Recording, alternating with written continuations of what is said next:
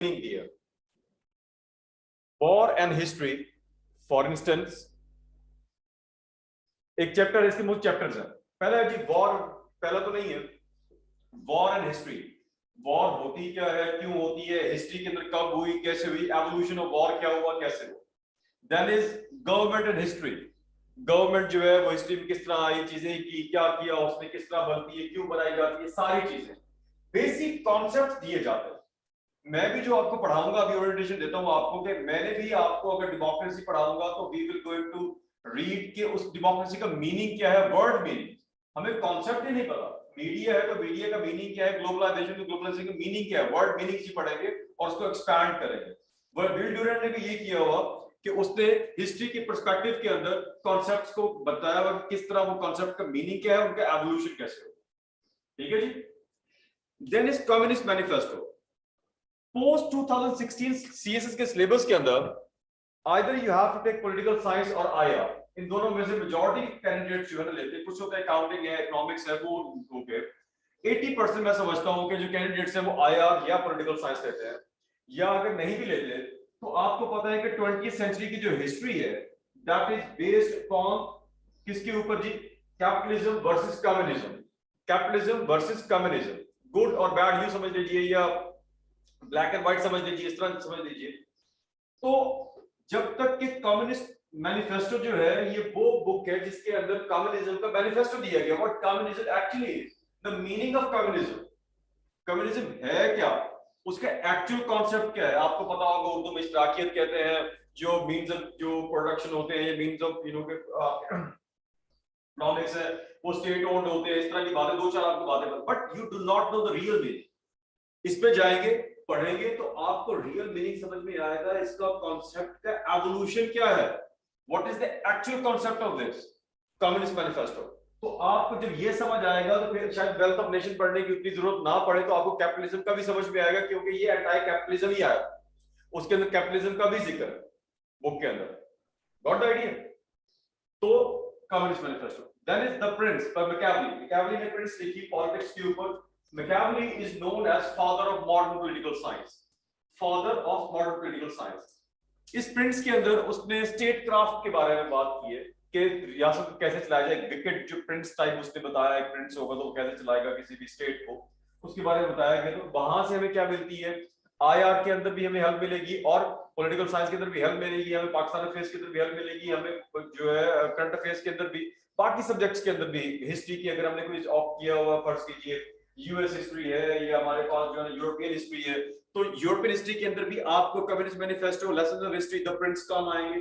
US history है तो उसके अंदर भी काम आएंगे, पब्लिक एडमिनिस्ट्रेशन है तो उसमें भी काम आएंगे, क्योंकि इंटरडिसिप्लिनरी है न्यूज सोशल साइंसेस जो आपस में जुड़े हुए हैं। तो ये हमें वहां पर आएंगे। बाकी ये आर्ट ऑफ वॉर है, इनका मैं बात, ये प्रॉफिट है, इनका मैं बात आपको रीजन बताऊं करनी, अभी ये ले लीजिएगा। तो बेसिकली ये किताबें ले लीजिए और उसके ऊपर हम इनको पढ़ना शुरू करते हैं, हम इनके नोट्स बनाना शुरू करते हैं। देखिए सीएसएस जो है वो दो चीजों से होगा। एक तो आप जो पढ़ रहे हैं, क्लासेस होती है आपकी, आपने पढ़ा, आप गए, आपने उसके नोट्स पे की, मेमोराइज कर लिया उसको, ठीक है। अब यहाँ पर जो है सबसे इंपॉर्टेंट चीज जो है आपकी नोट्स मेकिंग है। आप लोगों को नोट्स मेकिंग पे मैं इसलिए तवज्जो दे रहा हूँ कि आपके पास ये जो टाइम है अभी वाला 1 2 3 महीने जब हमारे ये कंपल्सरी कवर होते हैं, आपने अपनी नोट्स मेकिंग कंप्लीट कर ली और नोट्स मेकिंग के साथ आप उसको मेमोराइज भी करते जाइए। एक नोट्स मेकिंग कीजिए, मेमोराइज भी कर लीजिए। अगर राइटिंग प्रैक्टिस अभी अभी एट द मोमेंट ज्यादा नहीं कर पा रहे तो अपना वो टाइम जो है कहां पर सर्व कीजिए, नोट्स मेकिंग के ऊपर, उनको मेमोराइजेशन के ऊपर। देखिए कि नोट्स ठीक बन रहे हैं नहीं बन रहे, चीजें क्या है, ग्रामर पे तवज्जो दीजिए, ये काम कीजिए, वर्कशीट्स कीजिए। जब आपका सिलेबस खत्म हो जाए, क्योंकि आपके पास पूरा साल पड़ा होगा, तो आपका सिलेबस 4 5 महीने में खत्म हो जाए, उसके बाद नेक्स्ट 4 5 महीनों के अंदर आपने क्या करना है, अपनी रिटन प्रैक्टिस स्टार्ट करते हैं, जिसको रेगुलर रिटन प्रैक्टिस करते हैं। ठीक है। तो ये किताबें जो है इनके अंदर से जब नोट्स अब मैं जब ले आएंगे तो आपको नेक्स्ट क्लास में बताऊंगा कैसे बनानी है, आपने नोट्स कैसे बनाने हैं, कैसे क्या चीजें करनी है। तो वो आपके नोट्स जो होंगे वही आपकी जो असाइनमेंट्स होंगे उनको डिफरेंशिएट करेंगे जब आप लिखेंगे। वहां आपने लिखना कैसे है वो मैं आपको बताऊंगा। नोट्स मेकिंग जैसे होगी वैसे ही जाके लिखेंगे, उसके मुताबिक आपने होगा। ठीक है। ये किताबें लेके आएंगे तो इससे आगे ही हम बना सकते हैं। Is it clear everyone? Any questions? No questions? चलिए जी, आइए जी, अब हम इंग्लिश का फॉर्मूला स्टार्ट करते हैं। पहले इंग्लिश का सिलेबस देखते हैं और उसके बाद देखते हैं कि हमें क्या क्या चीजें करनी होंगी इसके अंदर, क्या करना है।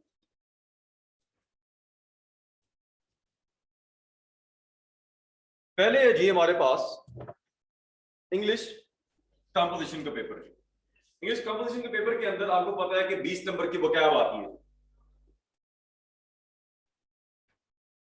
20 मार्क्स की वोकैब आती है। इसमें सिनोनिम एंड एंटोनिम्स आते हैं।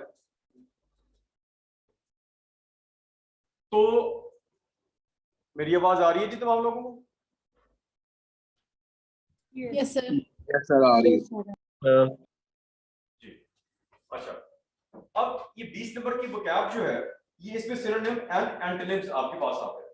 अब इसका सोर्स जो है वो जीआरई की वर्ड लिस्ट ले लीजिए, जिसमें 3500 वर्ड लिस्ट होते हैं, ये 101 की वर्ड लिस्ट ले लीजिए, या अब आपकी कैपेसिटी पे डिपेंड करता है। It varies from candidate to candidate कि आपकी कैपेसिटी कितनी है, कि आप कितने वर्ड्स को मेमोराइजेशन कर सकते हैं। देखिए, ये जो जीआरई की वर्ड लिस्ट है 3500 की, ये पहले जीआरई के अंदर इसके भी इस तरह के वर्ड मीनिंग आया करते थे, लेकिन बाद में जीआरई ग्रेजुएट रैकेट एग्जामिनेशन जो है उन्होंने स्क्रैप कर दी, because they wanted to discourage rote learning. ये जो वर्ड मीनिंग्स है, इसके ऊपर रोड लर्निंग है, उनका यूसेज नहीं है। अब वो उनका यूसेज पूछता है।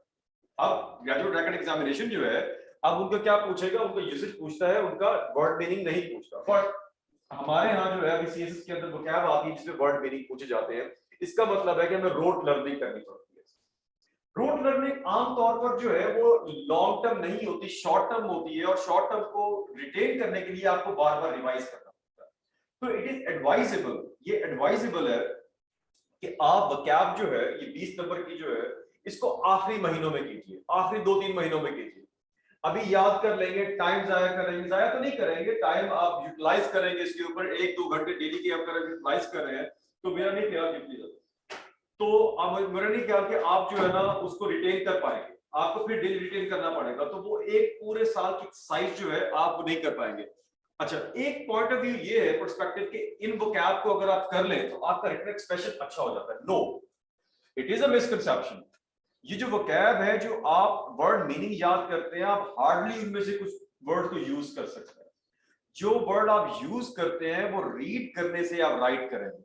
रीडिंग जो सेंटेंसेस होंगे, आप उनको यूसेज पता चलेगा कैसे यूज होता है, तो आप उसको आगे उसको लिखते हैं। Is it clear? तो आप उसको ऐसे नहीं लिख सकते।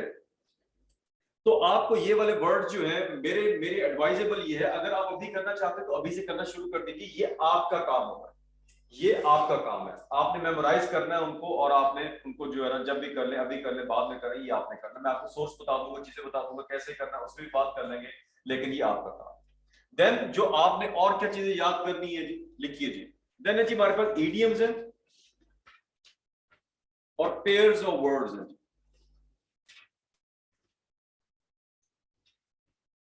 इडियम्स है और पेयर ऑफ वर्ड्स है। अब ये इडियम्स और पेयर ऑफ वर्ड्स दोनों जो है 10 नंबर के होते हैं। इनमें से कोई एक आ जाएगा 10 नंबर का, या दोनों 5-5 नंबर के आ जाएंगे। हर साल वो चेंज करता रहता है। ठीक है जी। इनके सोर्सेज लिख लीजिए जी। ईडीएम के सोर्सेज है जी पास्ट पेपर्स और plus exploring the word of English, plus exploring the word of English.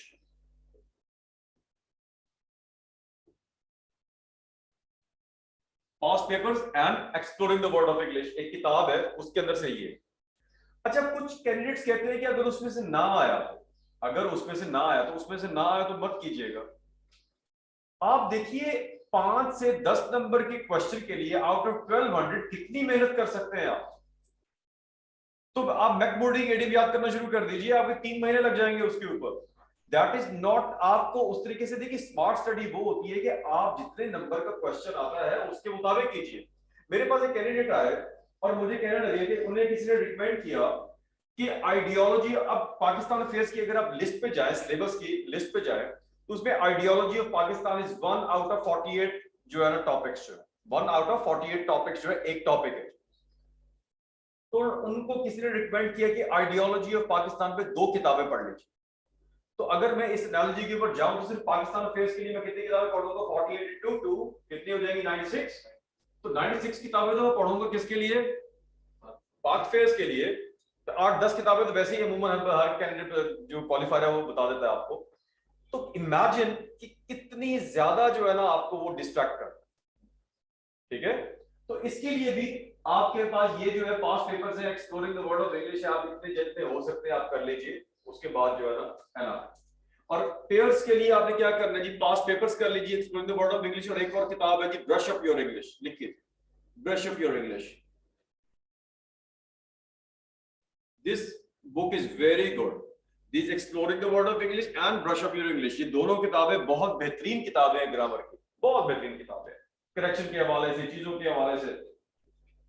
ये ब्रश अप योर इंग्लिश में ये एसटी इमाम ने लिखी है, तो प्योर वर्ड्स। अब ये आप जो है ना याद करना शुरू कर दीजिए जी। रेन मार्टिन जो है उनसे ये बहुत बेहतर किताबें हैं, उनसे बहुत बेहतर किताबें हैं ये। रेन मार्टिन भी कर सकते हैं, बिल्कुल कर सकते हैं, yes it is a good book, नहीं है, it is a very good book, rain Martin is a good book, लेकिन मैं जो रिकमेंड करता हूँ वो ये वाली ज्यादा बेहतर है, ये आसान लिखी हुई है जी। क्वेश्चन सर ये पीएमएस के लिए भी यही कुछ हमें करना पड़ेगा? जी जी जी, पीएमएस के लिए, दोनों के लिए देखिए, सीएसएस पीएमएस के अंदर कोई भी चीज चेंज नहीं, आ जाइए, सीएसएस पीएमएस के अंदर कोई चीज चेंज नहीं है। एक बुक है जो पंजाब का पीएमएस है, उसके अंदर आपको लेटर या एप्लीकेशन लिखनी पड़ती है। अब मुझसे कैंडिडेट्स पूछते हैं कि लेटर या एप्लीकेशन कहां से करें। 8th की ग्रामर की बुक नहीं थी, 8th की मैट्रिक की, उसके अंदर जो मैट्रिक की और ये एफए की जो किताबें हैं, इंटरमीडिएट की जो किताबें हैं, वो जो हमारी ग्रामर की बुक मिलती है किसी भी प्रोविंस की, वो ले लीजिए, उसके अंदर लिखा हुआ होगा वही पैटर्न, पैटर्न तो चेंज नहीं होता। 8th में भी वही था, मैट्रिक में भी वही था, इंटरमीडिएट में भी वही था, वो 11, तो चीजें ग्रामर के रूल्स तो वही रहेंगे। तो ग्रामर के रूल्स रेन मार्टिन में भी सेम होंगे, ब्रशर में भी सेम होंगे। अब हमने करना क्या है कि हमने देखना कि हमें आसान किताब कौन सी लिखी हुई है। पाकिस्तानियों के लिए हमारा जो जो ब्रॉटअप हुआ, जो हमारी स्कूलिंग हुई, उनके लिए आसान किताब कौन सी है। जिसको रेन मार्टिन लगती है रेन मार्टिन ले लें, और जिनको ब्रशर की इंग्लिश एक्सप्लोरिंग लगती है वो ये ले, इजी बुक्स हैं, ठीक है जी। तो ये आपने करनी है यहां से, क्लियर। ये करने थे जी आपने मेमोराइज, और साथ में प्रीपोजिशंस भी हैं जी। अच्छा, प्रीपोजिशन कुछ पढ़ने वाली होती है, मैं आपको पढ़ा दूंगा, और कुछ आपकी याद करने वाली होगी, जिनको फ्रेजल वर्ब्स भी कहते हैं।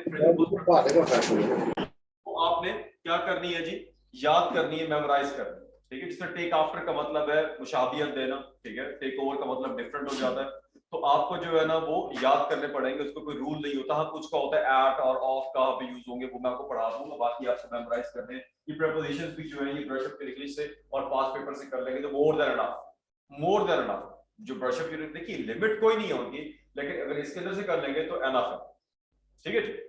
चलिए जी, अब हम चलते हैं जी नेक्स्ट पार्ट की तरफ, जो कि हमने क्लास में पढ़ना है। हमारे पास 10 मार्क्स की जो है वो ट्रांसलेशन आती है सीएसएस के अंदर, और पीएमएस के अंदर भी आती है। अब इस ट्रांसलेशन को करने के लिए दो किस्म के हमारे पास कैंडिडेट्स हैं, एक जिन्होंने ओए लेवल्स किया हो, और एक वो जिन्होंने मैट्रिक किया हो। जिन्होंने मैट्रिक किया हो उनको उर्दू से इंग्लिश करना मुश्किल है, ठीक है, और जो जिन्होंने ओए लेवल्स किया उनको उर्दू पढ़ना मुश्किल, और आइडेंटिफाई करना कि ये टेंस कौन सा है, उसका जिस तो समझ लेते हैं, लेकिन वो सही तरीके से अंग्रेजी उतनी उसकी ट्रांसलेट कर नहीं पाते, वो अपने माइंड के मुताबिक कर लेते जिन्होंने ओए लेवल्स किया हुआ। और जिन्होंने मैट्रिक किया हुआ उनका साथ प्रॉब्लम, मैं ये नहीं कह रहा कि सारों के साथ प्रॉब्लम आमतौर पर ये होता है कि वो उनकी इंग्लिश थोड़ी सी वीक होती है, उनकी ग्रामर के थोड़े से इश्यूज रहते हैं, टेंसेस के, जो दोनों को टेंसेस के इश्यूज है। तो इसके लिए हम क्या पढ़ेंगे जी, हम टेंसेस पढ़ेंगे। टेंसेस के अंदर हम सिंटेक्स पढ़ते हैं, टेंसेस के अंदर हम सिंटेक्स, सेंटेंस स्ट्रक्चर पढ़ेंगे। तो हम टेंसेस पढ़ेंगे, 3 टेंसेस हमारे में, पास्ट है, प्रेजेंट है और फ्यूचर है। 3 दिनों के अंदर हम क्या पढ़ेंगे, ये भी पढ़ेंगे, और साथ में हम देखेंगे कि इनके जो एक्टिव वॉइस पैसिव वॉइस है वो भी पढ़ लेंगे, क्योंकि एक्टिव वॉइस पैसिव वॉइस भी क्या होते हैं, वो भी आपकी ग्रामर का पार्ट है, वो भी आ सकते हैं। पिछले पेपर्स में आए हुए हैं, सीएसएस में, पीएमएस में तो लास्ट में आते हैं, ठीक है जी, और सीएसएस में भी आ सकते हैं। अगर आ गए तो हम क्या करेंगे, तो हम टेंसेस पढ़ते हुए 3 दिनों के अंदर हम टेंसेस पढ़ेंगे, एक दिन पास्ट, एक दिन प्रेजेंट, एक दिन फ्यूचर। और हम क्या करेंगे जी, इसके अंदर प्रेजेंट क्या एक्टिव वॉइस पैसिव वॉइस पढ़ेंगे, और साथ में इसकी ट्रांसलेशन की भी पढ़ेंगे, ट्रांसलेशन कैसे होगी। हमें एज ए सीएसएस कैंडिडेट जब यहाँ पर आते हैं, तो हमने हमारी क्वालिफिकेशन है, ग्रेजुएशन की हुई है, एमफिल किया हुआ है, कुछ पीएचडी कैंडिडेट्स होते हैं, उनको लगता है कि मैं बहुत ही अजीब काम कर रहा हूँ, मैं टेंसेस पढ़ रहा हूँ, मैं वो तायती है पढ़ रहा हूँ, ये क्या कर रहा हूँ। प्लीज 3-4 हफ्तों के लिए या 3-4 दिनों के लिए ये जो बेसिक ग्रामर पढ़ रहे हैं, अपने आप को छोटा बच्चा ही समझ लीजिए। यकीन कीजिए कि हमें इंग्लिश जो है वो नहीं आती। अगर आती होती तो सीएसएस के अंदर फेलियर रेट इतना ज्यादा नहीं होता। मैं हंड्रेड्स ऑफ स्टूडेंट कैंडिडेट्स के पेपर चेक करता हूं अभी, तो यकीन कीजिए 99% लोगों का डू डज और हैज हैव की मिस्टेक्स हो। जिसकी डू डज और हैज हैव की मिस्टेक्स नहीं है, मैं उसके बारे में कहता हूं उनका 80% सीएसएस जो है वो पास है। सिर्फ उन्होंने मैकेनिक्स उनकी ठीक है, सारा कुछ ठीक है। इसका मतलब ये हुआ कि 80-90% प्लस लोगों का जो है उनका सेंटेंस स्ट्रक्चर जो है वो ठीक है ही नहीं, उनको पता ही नहीं। अभी ये करने के बावजूद, प्रैक्टिस करने के बावजूद, 2-3 महीने करने के बावजूद भी अक्सर लोगों की साल भी ग्रामर ठीक नहीं होती। तो जब तक ग्रामर ठीक नहीं होगी हम आगे नहीं चल सकते। We won't be able to move an inch, हम 1 इंच भी आगे मूव नहीं करेंगे, क्योंकि पहला जो प्रैक्टिस रेट है सीएसएस को पास करने के लिए वो करेक्ट ग्रामर है। अगर ग्रामर नहीं है तो आप फेल है। Even in other subjects other than English, अगर आप 2018 की एनुअल रिपोर्ट देखिए, 48 सब्जेक्ट्स के जो टीचर्स हैं उन्होंने मेजॉरिटी ऑफ द टीचर्स उन्होंने क्या लिखा हुआ वहां पर पहली लाइन में, अंग्रेजी वीक है, अंग्रेजी वीक है, अंग्रेजी वीक है। और ज्योग्राफी के टीचर ने लिखा हुआ, एग्जामिनर लिखा हुआ कि अर्थक्वेक को अर्थक्वैक लिखा हुआ, अर्थक्वेक को अर्थक्वैक लिखा हुआ। इमेजिन कि हमारे इंग्लिश के लेवल क्या है। ठीक है जी, हम पहले टेंसेस पढ़ेंगे जी, उसके बाद हमने क्या करना है जी, हमारे पास जब टेंसेस पढ़ लेंगे, हमारा जो लेक्चर है वो 2 हिस्सों में डिवाइडेड होगा। एक ग्रामर का पोर्शन होगा और एक सब्जेक्टिव वाला पोर्शन होगा। ग्रामर के पोर्शन में हम टेंसेस पढ़ेंगे और दूसरे के अंदर फिर हमने पढ़नी है नरेशन, जिसको डायरेक्ट इनडायरेक्ट कहते हैं, और उसके बाद पंक्चुएशन। इन दोनों में से जी 5 नंबर का क्वेश्चन आता है सीएसएस के अंदर, और पीएमएस के अंदर 10-10 नंबर का आता है, नरेशन या पंक्चुएशन। ये आप दोनों पढ़ेंगे इनके पढ़ने के बाद, और इसके बाद पढ़ेंगे जी करेक्शन। अब करेक्शन के रूल्स अनलिमिटेड है, बहुत ज्यादा करेक्शन के रूल्स हैं।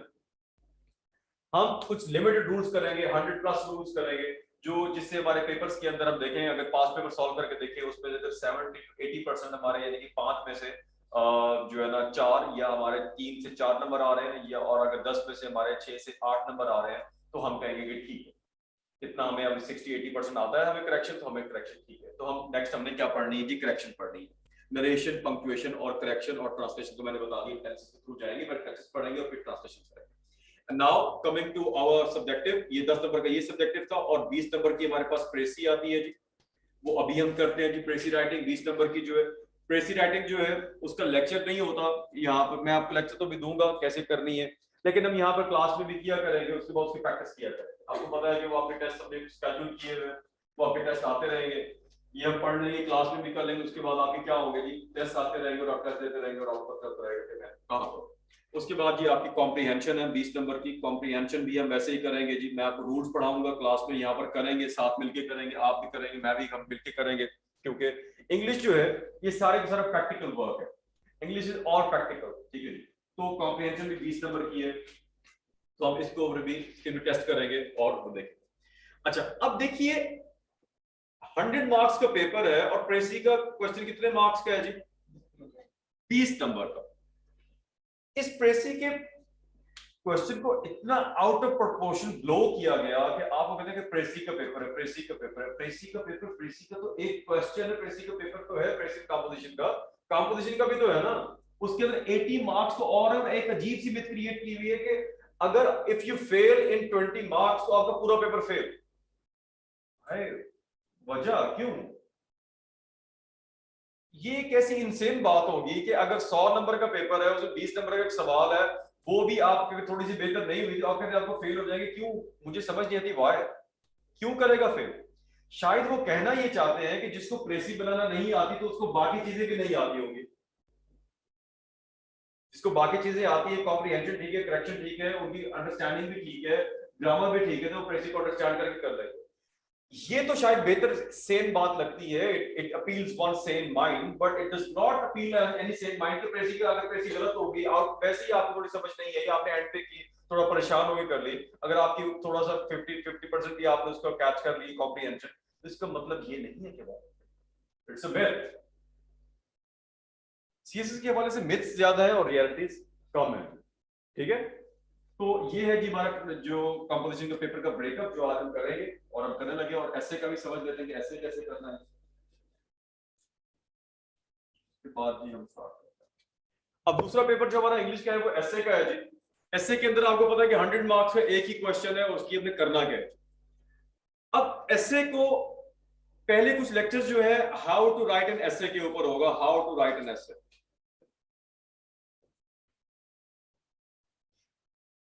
अगेन सबसे ज्यादा जो फेलियर रेट है वो किसके अंदर है, इंग्लिश के अंदर, इंग्लिश में एसए के अंदर।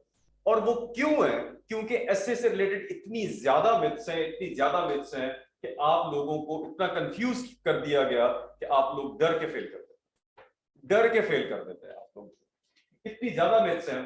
अब बजाय सीएसएस के जो ओरिजिनल जो एग्जामिनर रिपोर्ट्स हैं, जो एग्जामिनर ने अपनी एफपीएससी की वेबसाइट पे लगाई हुई थी, अभी मैं आपको भिजवा दूंगा, जो अभी मेरे ख्याल में उन्होंने वेबसाइट अपडेट की है पिछले 1-2 महीने पहले, तो उन्होंने वो चेंज करके रिमूव कर दिया। पिछले 2-4 साल में एफपीएससी की एग्जामिनर रिपोर्ट है पिछले 4 साल के एग्जामिनर्स की, उन्होंने बताया कि ऐसे को लिखना कैसे है, तो वो वहां पर पड़ी हुई है, मेरे पास है, मैं आपको भिजवा दूंगा अभी। तो वो राइट 4 सालों के एग्जामिनर ने बताया कि ऐसे को कैसे लिखना। तैमूर बुखारी नहीं या किसी XYZ ने नहीं बताया कि जो ये क्लेम करे। मैंने कभी पेपर चेक नहीं किया एफपीएससी के, मैं आई टीच ऐसे, लेकिन मैंने पेपर चेक नहीं किए। लेकिन वो टेक्निक्स जो बताएगा लिखेंगे कैसे, वो कौन बताएगा, जो एफपीएससी के एग्जामिनर्स हैं। आप में से मेजॉरिटी ने नहीं पढ़ी होगी वो, या उनको पता भी नहीं होगा कोई ऐसी रिपोर्ट एग्जिस्ट करती है। 4 सालों में डिफरेंट एग्जामिनर अब मेरे पास ढूंढ के आ गए मुझे। देन एक और किताब है उनकी, राइट बेटर स्पीक बेटर। आपने रेंड मार्टिन ले ली, ये ले ली, लेकिन वो किताब नहीं ली जिसके अंदर एसे राइटिंग भी दी हुई है, प्रेसी राइटिंग भी दी हुई है, तमाम चीजें दी हुई। आपने जिस उसका नाम भी नहीं सुना होगा, ऐसा ही है। तो आप क्या कर रहे हैं कि आप एक तो मिसगाइड आपको लोग भी करते हैं, दूसरा आपकी रिसर्च भी जो है ना वो मेंटोर्स को ढूंढने में ज्यादा और सही किताबों को ढूंढने में कम है। आप ट्रैक टू पाकिस्तान, और पाकिस्तान हार्ड कंट्री तो सबके पास होगी, जो शायद करंट अफेयर्स के लिए 1100 में से एक जो है नॉट सो इंपॉर्टेंट सब्जेक्ट, मैं उसको कहता हूं इतना इंपॉर्टेंट नहीं है, क्योंकि 300 में से पास करने हैं ना आपने, 120 मार्क्स लेने हैं। General science and ability, current affairs and Pakistan affairs, ये जनरल नॉलेज का होता है, 120 मार्क्स लेने हैं आपने इसमें से। लेकिन जो एसे है उसके लिए किताब तो रिकमेंडेड देखे ना, वो कहती क्या है। कोई कहता है कि थीसिस स्टेटमेंट लिख दे, कोई कहता है कि जनरल स्टेटमेंट लिख दे, कोई कहता है कि फनल अप्रोच लगा, कोई कहता है कि हुक, कोई कहता है ग्रामर। इतनी सारी बातें लिखी हुई हैं, आप सुनी नहीं है आपने, आप विंडो शॉपिंग करते रहते हैं, कंफ्यूज हो जाते हैं, और फिर क्या होता है कि आपको 10 तरीके पता होते हैं ऐसे लिखने के, आप उसके अंदर सारों को मिक्स करके लिखते हैं और डर के फेल होता है। तो सीएसएस के मिथ, तो पहले हमारे कुछ लेक्चर्स आएंगे how to write an essay, और उसके बाद थीम्स पे आ जाएंगे। थीम्स के अंदर जी लिख लीजिए, मैं आपको लिखवा देता हूँ। डेमोक्रेसी है जो हमने पढ़ना है, media, social media, globalisation,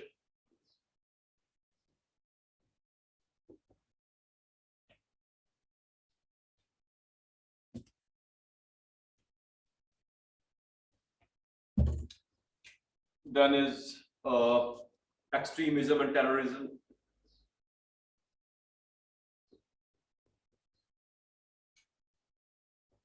then is regionalism।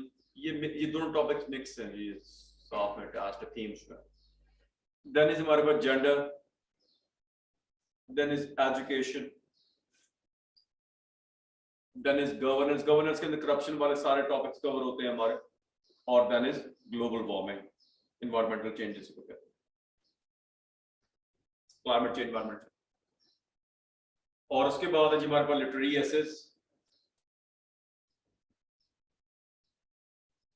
और एक नया टॉपिक इंफॉर्मेशन टेक्नोलॉजी भी ऐड कर लीजिएगा।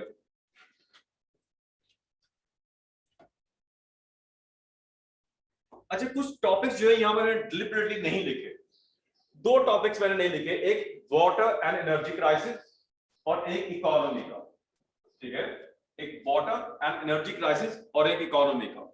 वो आपको जो है ना रिस्पेक्टिव टीचर्स पढ़ाएंगे, मैं नहीं पढ़ाऊंगा, मैं पढ़ा तो सकता हूँ, मैं पढ़ा भी दूंगा शायद आपको, लेकिन मैं ये जो आपके ये एसेज हैं मैं रिकमेंड नहीं करता, क्योंकि इनके अंदर आपको फैक्ट्स एंड फिगर चाहिए होते हैं, और आपको तो वैसे ही लगता है कि पेपर्स के फैक्ट फिगर चाहिए। आप इकोनॉमी का ऐसे जो है, अब इकोनॉमी की समझ जो है, जो जिन्होंने इकोनॉमिक्स पढ़ी हुई ग्रेजुएशन, उनको भी बहुत कम है। अब इकोनॉमी को समझते समझते आप क्या करते हैं कि वो गलत चीजें लिख के आ जाते हैं, पाकिस्तान इनफॉर्मल इकोनॉमी का ऐसे आया था और IMF की चीजें आई हैं, तो आप क्या करते हैं कि उसको रिपोर्ट बनाना शुरू कर देते हैं। You start a report writing instead of essay writing, energy crisis के अंदर भी और वाटर एनर्जी क्राइसिस के अंदर भी और इसके अंदर भी, ठीक है। तो वो क्या हो जाता है, खराबी हो जाती है। तो अगर पिछले 50 सालों के एसेस देखें तो इनके अंदर से, इन टॉपिक्स के अंदर से, ये इधर से आपको कम से कम भी 1 से 2 टॉपिक्स आराम से मिल जाएंगे अगर आपने अच्छी तरीके पिछले 50 सालों के एसेस देख लें, उनके अंदर से आपको इनमें से मिल जाएंगे, ठीक है जी। तो ये मोर देन एनफ है, और ज्यादा जो है करना चाहिए ज्यादा, क्योंकि लिमिट तो नहीं है, लेकिन इनमें से आपके हो जाएंगे। जो मैं आपको कराऊंगा उन वो ये वाले टॉपिक्स होंगे। मैं आपको क्या कराऊंगा, मैं आपको पढ़ाऊंगा, इनका मीनिंग पढ़ाऊंगा, आपको इसका मटेरियल भेजूंगा, और उसके बाद इनकी प्रैक्टिस जिस तरह आपको पता है प्रैक्टिस करेंगे, क्योंकि इंग्लिश जो है दोनों पेपर जो है वो आपके प्रैक्टिकल वर्क से है। और बाकी नोट्स टेकिंग जो है मैंने आपको बता दी है, आप बुक्स लेके आएंगे नेक्स्ट क्लास के अंदर, तो वो हमने करनी है। तो आज हम अपने लेक्चर का प्रॉपर्ली आगाज करते हैं। आज हम टेंसेस से पढ़ेंगे, बच्चों वाला काम करेंगे, 5th ग्रेडर बन जाते हैं आज के लिए। और उसके बाद हम पहला पोर्शन हमारा ग्रामर का है और हमारी ट्रांसलेशन का है, एंड देन हमारा जो नेक्स्ट जो पोर्शन है वो हमारी प्रेसी राइटिंग का है। आज हम मिलकर यहाँ पे प्रेसी करेंगे और उसके बाद फिर हम ऑफ करेंगे नेक्स्ट। चलिए जी, आइए जी, पहला टेंस कौन सा होता है जी, आज हम पढ़ने लगे टेंस। टेंस से पढ़ने से पहले हम देखते हैं कुछ चीजें पढ़ लेते हैं जी। एक चीज होती है सब्जेक्ट जी, सब्जेक्ट लिखिए।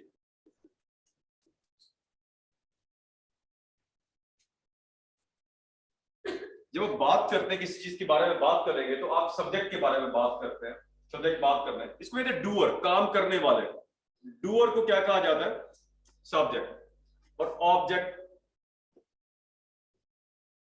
जिस पर काम हो रहा हो, जिस पर काम हो रहा हो। आई एम टीचिंग यू, तो मैं क्या हूं, डूअर, तो I would be subject, and you क्या हो जाएगा, क्योंकि आप पर काम हो रहा है तो आप क्या बन जाएंगे, ऑब्जेक्ट बन जाएंगे। अच्छा, इसके साथ हमारे पास एक और चीज होती है, पर्सन होते हैं स्पीच के अंदर। 3 किस्म के पर्सन होते हैं हमारे पास। एक होता है जी फर्स्ट पर्सन, एक होता है जी सेकंड पर्सन, और एक होता है जी थर्ड पर्सन। जब भी हम स्पीच करते हैं या we are talking to someone, communicate कर रहे होते हैं, तो हम खुद जो है, मैं या हम, पहले जो है हम उनको क्या कहते हैं, फर्स्ट पर्सन। जिनसे मुखातिब है, the ones we are talking to, singular या प्लूरल, यू जो है वो क्या होंगे, सेकंड पर्सन। और except you and I, except you and I, हर कोई, everything and everything and everyone is a third person. हर चीज और हर शख्स क्या है, वो थर्ड पर्सन के जिम्मे में आएगा। Except you and I, everyone and everything would be a third person. तो आइए इसका चार्ट बना लेते हैं हम। फर्स्ट पर्सन जब सब्जेक्ट यूज होगा तो या तो आई होगा या वी होगा, सिंगुलर होगा या प्लूरल होगा, जब एज ए सब्जेक्ट यूज होगा। तो जब ये ऑब्जेक्ट यूज होंगे तो क्या बन जाएंगे, ये मी और अस। सेकंड पर्सन लिखते जाइए, नोट करते जाइए प्लीज। सेकंड पर्सन क्या होगा जी, यू। ये एज ए सब्जेक्ट भी यूज होगा और एज एन ऑब्जेक्ट भी क्या होगा जी, यू। थर्ड पर्सन के अंदर ही, शी, इट, एनी नेम और दे। ही, शी, इट, एनी नेम और दे। ही का ऑब्जेक्टिव कंडीशन क्या होगी जी, हिम। शी की हर, इट की सेम, इट ही, नेम नेम ही रहेगा जी, और दे का क्या हो जाएगा जी, देम। तो now we have listed first person, second person, third person, और उनकी सब्जेक्टिव और ऑब्जेक्टिव कंडीशन, उनकी सब्जेक्टिव और ऑब्जेक्टिव कंडीशन हमने एनलिस्ट की हुई है। क्लियर जी यहां तक? चले आगे। तो आइए इस बात को ध्यान में रखिए और यहां से हम पढ़ते हैं जी पहला टेंस से। अच्छा, ये टेंसेस जो है 3 दिनों के अंदर खत्म हो जाएंगे, और उसके बाद हम अपनी ट्रांसलेशन शुरू करेंगे इन्हीं की बेसिस के ऊपर। इन्हीं की बेसिस के ऊपर हम अपनी ट्रांसलेशन शुरू करेंगे। पहले इसके ऊपर हम तवज्जो देते हैं जी। आइए जी, पहला है जी पास्ट टेंस। हम बिल्कुल जीरो से स्टार्ट कर रहे हैं ताकि जो लोग थोड़े से कमजोर हैं, ये जो अगर नहीं भी है तो वो उनकी रिवीजन हो जाएगी, जो कमजोर है तो वो बेहतर हो जाएगी। पहला होगा जी इंडेफिनिटली, पास्ट इंडेफिनिटली।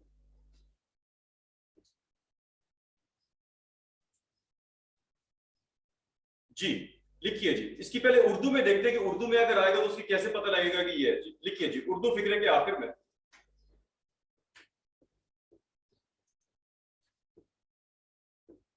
या, ये वगैरह क्या आता है जी उर्दू फिक्र के आखिर में? या, ये वगैरह, ये अलिफ आता है। मिसाल के तौर पर मैंने अपना काम मुकम्मल किया, या आ गया तो मुझे पता चला ये क्या है जी, पास्ट इंडेफिनिट का सेंटेंस है। तो इसका सिंटैक्स लिखिए जी। इसका सिंटैक्स क्या है, किसे कहते हैं? ग्रामर के सेंटेंस स्ट्रक्चर को कहते हैं कि कहां पर वर्ब की प्लेसमेंट होगी, कहां पर सब्जेक्ट की और कहां पर ऑब्जेक्ट की। तो आइए जी इसका सिंटैक्स लिखिए। ये बहुत जरूरी है सिंटैक्स लिखना, क्योंकि सिंटैक्स अगर आपको याद होगा तो इसी की बेसिस के ऊपर ही हम नरेशन पढ़ेंगे, डायरेक्ट इनडायरेक्ट, उसी की बेसिस के ऊपर ही पंक्चुएशन हमें आएगी और उसी की बेसिस के ऊपर ही करेक्शन आएगी। तो हमारे 50-60 मार्क्स जो है किसके ऊपर बेस कर रहे हैं? इसी सिंटैक्स के ऊपर है जी। तो लिखिए जी, सब्जेक्ट किसे कहते हैं जी? डूअर को। पहला उसका ये इसका सिंटैक्स है जी पास्ट इंडेफिनिट के इंग्लिश के अंदर, plus second form of the verb. Verb कहते हैं जी एक्शन को, जो भी एक्शन होगा यहां पर मुकम्मल करना एक्शन, इसका मतलब कंप्लीट है, सेकंड फॉर्म आ जाएगी, प्लस ऑब्जेक्ट इफ एनी, अगर कोई ऑब्जेक्ट है तो वो लगा देंगे। तो यहां पर ऑब्जेक्ट क्या है? अपना काम। तो क्या बन जाएगा? सब्जेक्ट यहां पर क्या था? सब्जेक्ट यहां पर क्या था? आई। सेकंड फॉर्म क्या आएगी? Completed my work. I completed my work. ठीक है जी, आई कंप्लीटेड माय वर्क। तो ये क्या बन जाएगा? हमारे पास पास्ट इंडेफिनिट का सेंटेंस बन जाएगा, पास्ट इंडेफिनिट का सेंटेंस बन जाएगा आई कंप्लीट माय वर्क, जिसका उर्दू तर्जुमा होगा मैंने अपना काम मुकम्मल किया। मैंने अपना काम मुकम्मल किया। अच्छा, अब ये सेंटेंस जो है ये एक्टिव वॉइस है। एक्टिव वॉइस किसे कहते हैं? लिखिए, a sentence which starts with the subject is known as a sentence which starts with the subject. ये सब्जेक्ट है, आई क्या है जी? सब्जेक्ट था। तो ये क्या बन गया हमारे पास? एक्टिव वॉइस है। तो अब पैसिव वॉइस बनाने के लिए इसका सिंटैक्स चेंज होगा। पास्ट इंडेफिनिट का पैसिव वॉइस का सिंटैक्स जो है, सेंटेंस स्ट्रक्चर जो है वो क्या होगा जी? चेंज होगा। तो आइए वो देखते हैं क्या होगा जी। लिखिए जी, ऑब्जेक्ट पहले आ जाएगा, plus was verb, plus third form of the verb, plus subject आ जाएगा। कौन सी कंडीशन में जी? अब ऑब्जेक्टिव कंडीशन में आ जाएगा। आई क्या बन जाएगा? मी बन जाएगा। ही क्या बन जाएगा? हिम बन जाएगा। तो ऑब्जेक्ट यहां पर क्या था जी हमारे पास? My work. लिखिए जी, माय वर्क क्या आएगा? वर आएगा जो वॉज आएगा। वॉज थर्ड फॉर्म क्या है जी कंप्लीट की? कंप्लीटेड बाय मी जी। My work was completed by me. My work was completed by me. अब इसका उर्दू तर्जुमा क्या होगा?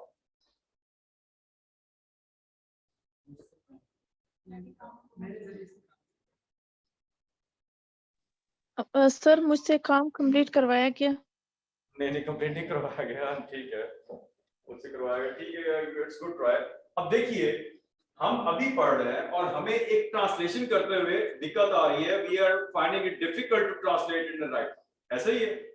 अच्छा, अब कंफ्यूज क्या कर रहे हैं? ये बाय मी जो है ना, हमें कंफ्यूज कर रहा है। ऐसे ही। अच्छा, ये उर्दू में रिडंडेंट है इसका तर्जुमा जो है। इसका उर्दू में तर्जुमा ये भी किया जा सकता है कि मेरा काम मुकम्मल हुआ या मेरा काम मुकम्मल हो गया। ठीक है, मेरा काम मुकम्मल हुआ या मेरा काम मुकम्मल हो गया, यहां तक खत्म।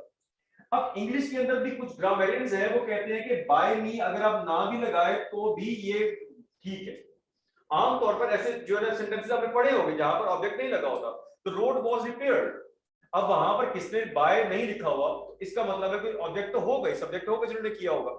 तो ग्रामरियंस, मॉडर्न ग्रामरियंस कहते हैं कि बाय मी अगर ना भी लगाए तो कोई मसला नहीं। लेकिन उर्दू के अंदर हम क्या करते हैं, वो नहीं लगाते बाय मी, हम उसका तर्जुमा नहीं करते, उर्दू में करते ही नहीं है। उर्दू का तर्जुमा इसमें क्या होगा कि मेरा काम मुकम्मल हुआ।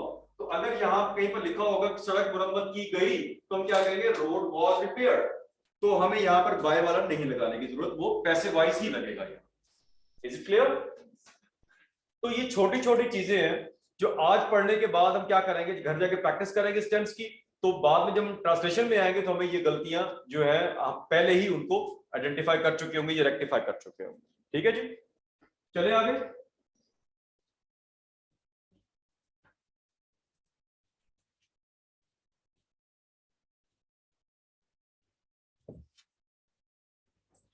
आइए जी, अब नेक्स्ट है जी continuous ji, past continuous.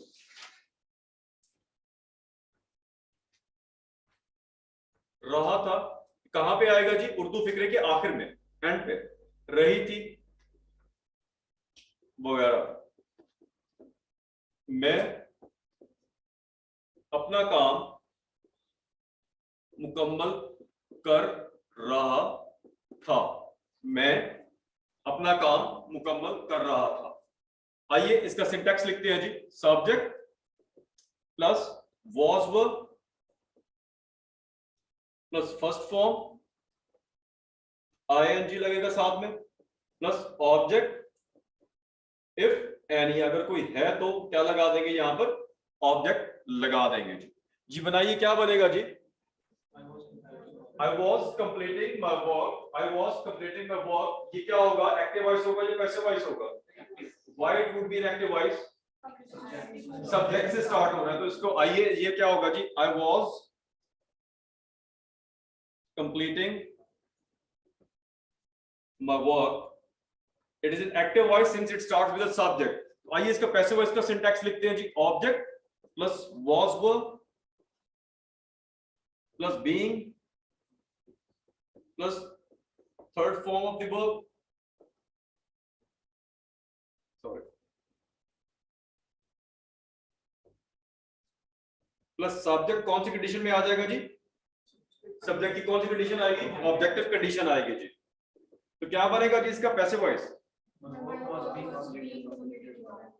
work was being completed by me, my work was being completed by me। इसका उर्दू तर्जुमा क्या होगा जी, इसका उर्दू तर्जुमा क्या होगा जी, ऊंचा बोले, क्या हो गया बोले ना ना ना, उर्दू फिक्रे के आखिर में this is what you confusing. रहा था, यहीं पे ट्रांसलेशन का प्रॉब्लम होता है हमें ना, तो आपके नंबर इसलिए कम आते हैं। अब उर्दू तर्जुमा से क्या होगा, मेरा काम मुकम्मल हो रहा था, मेरा काम मुकम्मल हो रहा था, that would be the right translation of it. आपको अब देख रहे हैं कि कितना आपको उस टाइम आसान लग रहा होता है, ठीक है आप शायद वो ट्रांसलेशन भी कर लें, लेकिन आपको थोड़े से रूल्स पता होने चाहिए, हमें रिवाइज करना जरूरी है, रिवाइज करना जरूरी है। ठीक है जी, चले आगे जी। आइए जी नेक्स्ट पे चलते हैं।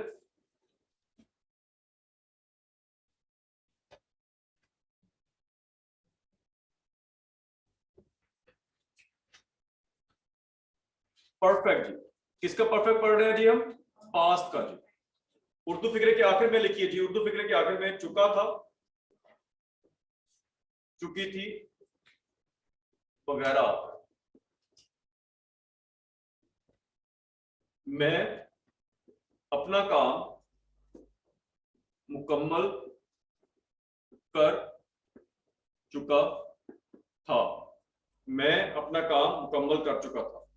आइए सिंटैक्स लिखते हैं जी इसका। सब्जेक्ट प्लस हैड, हैड के बाद कौन सी फॉर्म आती है जी, हमेशा थर्ड फॉर्म आती है, plus object if any.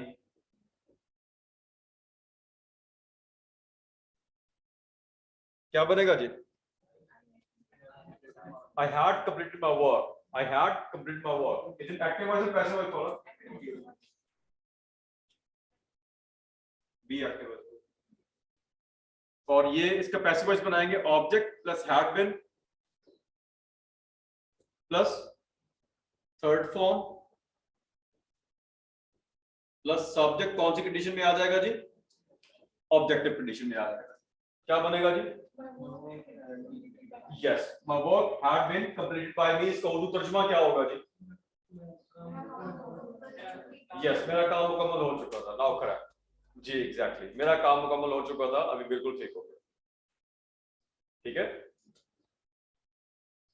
Passive voice बन जाएगा, ये सब्जेक्ट ऑब्जेक्ट से स्टार्ट होता है।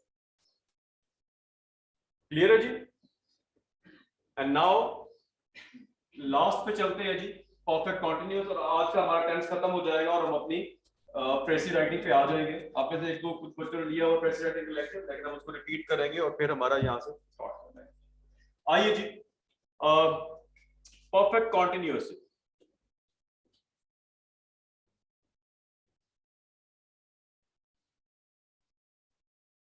Perfect continuous. अच्छा, परफेक्ट कॉन्टिन्यूअस की उर्दू में क्या पहचान होती है कि जो किसी भी टेंस का उर्दू में कॉन्टिन्यूअस का सेंटेंस होगा, कॉन्टिन्यूअस का, जैसे मैं अपना काम मुकम्मल कर रहा था, आप उसके साथ वक्त को अटैच करेंगे, वक्त लगाएंगे और वर्ड उर्दू में होगा से। वक्त लगाएंगे, कोई भी वक्त, और क्या लगाएंगे उर्दू में, से लगाएंगे। मिसाल के तौर पर मैं सुबह से, अब ये सुबह वक्त है और वर्ड लगाया से, मैं जो है नहीं लगा हुआ, या कोई और वर्ड नहीं है, से लगा हुआ, अपना काम मुकम्मल कर रहा था। तो ये बन गया परफेक्ट कॉन्टिन्यूअस का। इसका सिंटेक्स लिखिए जी, subject plus had been plus first form ING plus object plus since या फॉर। आई हैड बीन क्या बनेगा जी, I had been completing my work अच्छा जी, work since morning। अच्छा, अब since और for का डिफरेंस लिख लीजिए जी। since जो है that is used for point of time।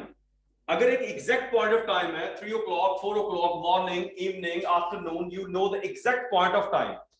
20th century कौन सी है exactly आपको पता है तो क्या होगा जी, it would sense। और ड्यूरेशन ऑफ टाइम जो है, फॉर जो है किसी लोग duration of time, point of time और ड्यूरेशन ऑफ टाइम।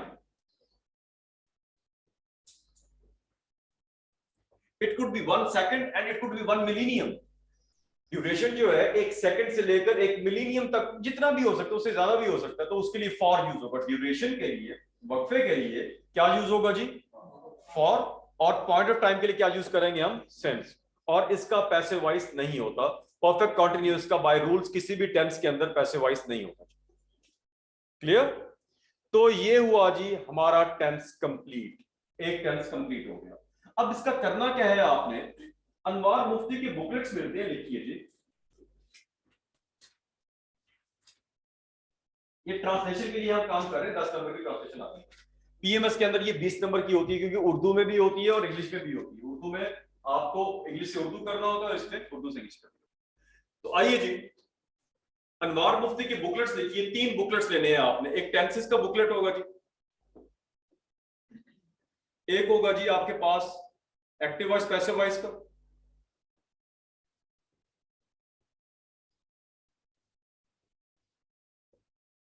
और तीसरा होगा जी आपके पास नरेशन का।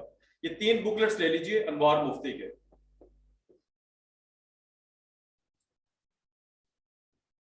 ये 50-60 रुपीज का आता है, बहुत छोटे से।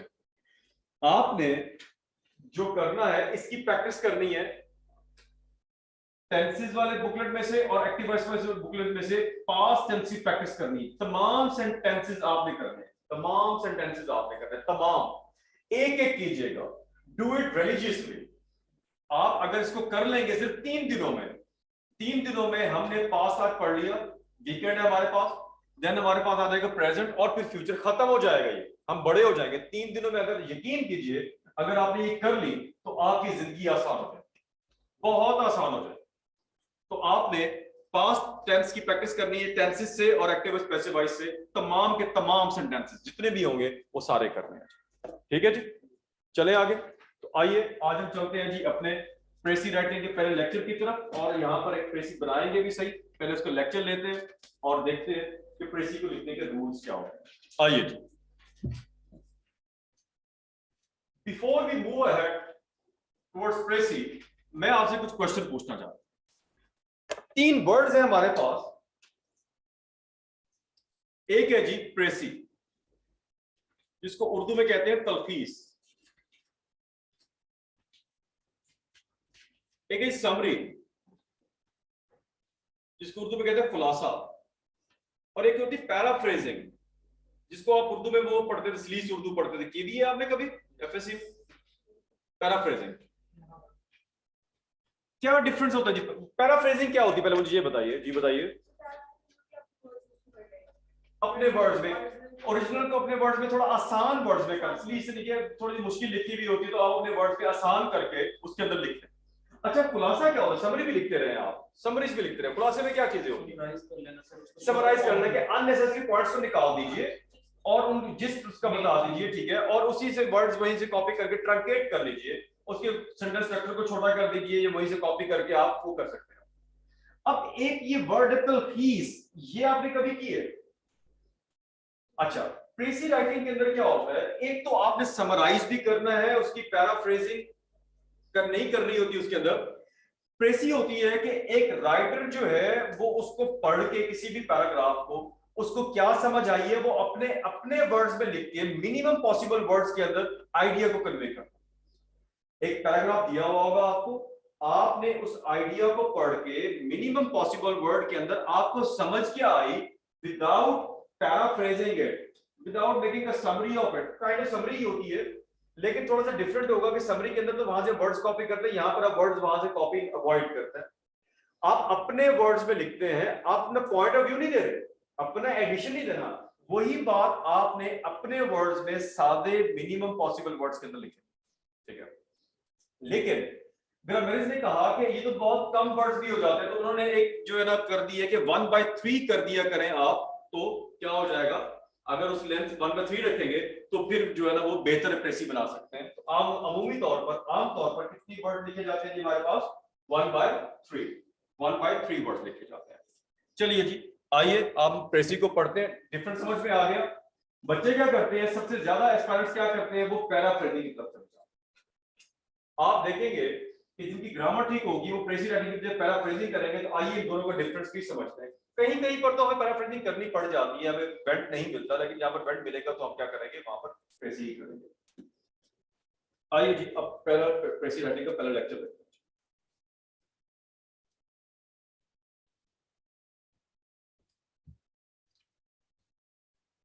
लिखिए जी, rules for precis writing, rules for precis writing. Number 1 जी, रीड द पैसेज। आपके पास एक पैसेज आएगा जी, वो 100 वर्ड्स का है या 500 वर्ड, इस तरह भी एक पैसेज आएगा आपके पास, उसको आपने क्या करना है, रीड द पैसेज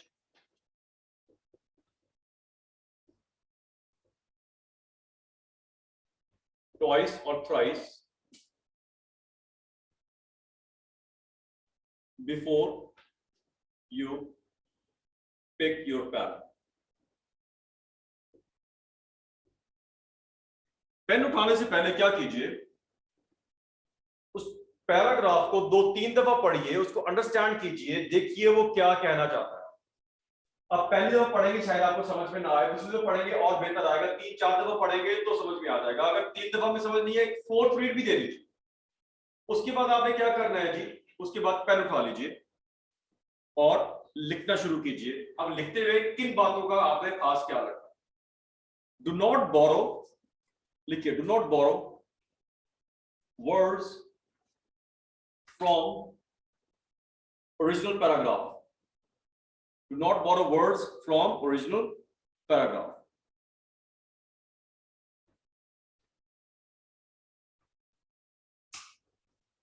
आपने ओरिजिनल पैराग्राफ से वर्ड्स बोरो नहीं करने, with the exception of nouns. अब वर्ड आया हुआ है जी, फर्स्ट करें ऑर्गेनाइजेशन, फिलोसफी, साइकोसिस, न्यूरोसिस, एरिस्टोटल, प्लेटो, तो वो तो आप क्या करते हैं, कॉपी कर सकते हैं, ठीक है। वो तो आप उसी के बारे में ही होगा, तो वो आप तो उसके बारे में तो वो तो वैसे ही आप बोरो करेंगे, क्लियर, वो आप करेंगे। नेक्स्ट लिखिए जी, अगर आपने भी कोई वर्ड यूज कर दिया तो वो अब आपने अवॉइड करना है जी। अवॉइड लिखिए जी, repetition of words and ideas. आपने क्या करना है जी, अगर आपने कोई वर्ड यूज कर दिया तो आपने उसको रिपीट नहीं करना, रिडंडेंसी आ जाती है, फालतू का एलिमेंट आ जाता है। प्रेसी के अंदर हम वर्ड्स को रिपीट नहीं करते। और एक आइडिया अगर राइटर ने पैसेज के अंदर भी एक दफा ऊपर बता दिया, नीचे भी बता रहा है बार बार, तो आपने एक दफा बता दिया, मोर देन एनफ, बस खत्म। वहां पर नेक्स्ट आपने उसको रिपीट नहीं करना, ठीक है। नेक्स्ट लिखिए, एक्सक्लूड, निकाल दीजिए all the examples, illustrations, and numerical data.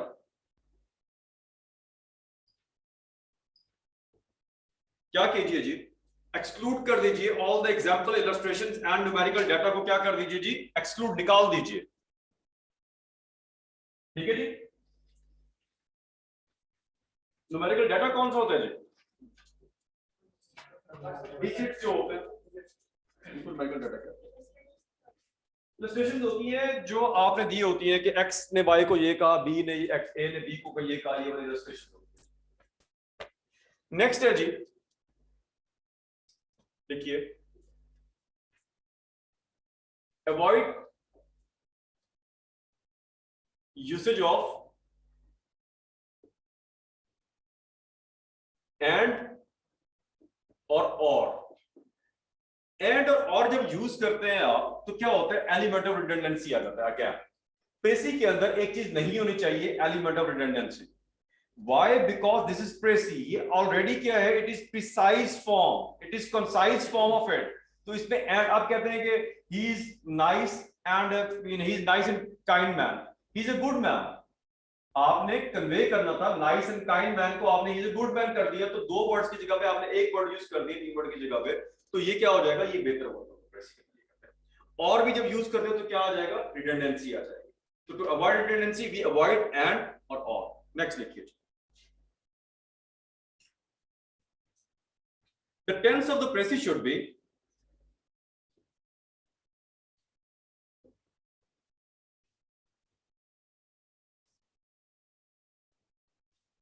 the same as given in the paragraph, in the passage. अब देखिए, कुछ किताबों में लिखा हुआ कि précis written in the past, précis is written in the past. For instance, 2005 CSS की précis जो है, it pertains to psychosis and neurosis, their mental disease, mental illnesses. अब उसमें है कि they do these and these things. When a person is victim of psychosis or neurosis, you know, a person is unable to live a balanced life. क्या आप उसके ऊपर ये लिख सकते हैं कि ये psychosis neurosis ये करती थी? Can you write that? You cannot. तो précis का जो टेंस होता है वो वही टेंस होगा जो पैसेज के अंदर दिया होगा। आपने उसी टेंस को पिक करके अपने वर्ड्स के अंदर सिंटैक्स को चेंज करके, ठीक है, सिंटैक्स कोई कॉपी नहीं कर लेना, वो पैराफ्रेजिंग हो जाएगी, चेंज करके आपने क्या लिख देना, अपने वर्ड्स के लिख देना। अभी हम प्रैक्टिस भी करते हैं, हमें समझ में आ गई। नेक्स्ट है जी, लेंथ जी। The length of the précis should B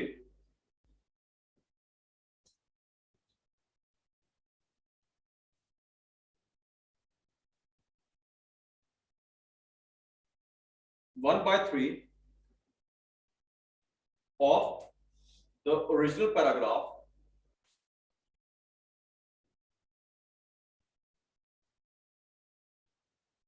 if and only if there is no word limit assigned by the examiner.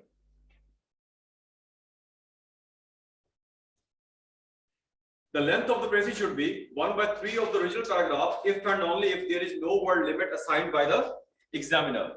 What is meant by it? कि précis तो 1/3 होती है, लेकिन कभी कभार examiner gives a word limit.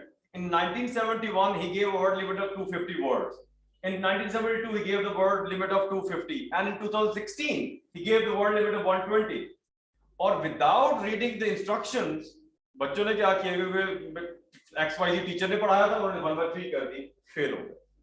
Please listen to what examiner is saying, not your academic teacher or your mentor is saying. See what your examiner is asking you. उसको पढ़िए, देखिए, उसके मुताबिक अमल कीजिए। अगर वहां पर कुछ नहीं लिखा हो तो फिर 1/3 पे आइए। And this rule of what examiner says applies to every paper. Open up your eyes. निकल आइए उस चीजों से कि फलां बंदे ने क्वालिफाई किया हुआ है, टीचर है, उसके बहुत सारे स्टूडेंट्स पास हो गए। मैं प्लीज, जो एग्जामिनर है, ये एफपीएससी जो है वो सबसे ज्यादा इंपॉर्टेंट है। पहली प्रेफरेंस वो है, वहां पर भी कोई चीज नहीं मिली तो किसी और के पास जाइए, पहले वो पढ़िए और उसके बाद नेक्स्ट चीज पे जाइए, ठीक है। चलें, चलिए जी ओपन कीजिए 2000 की प्रेसी, ईयर 2000 की प्रेसी ओपन कीजिए।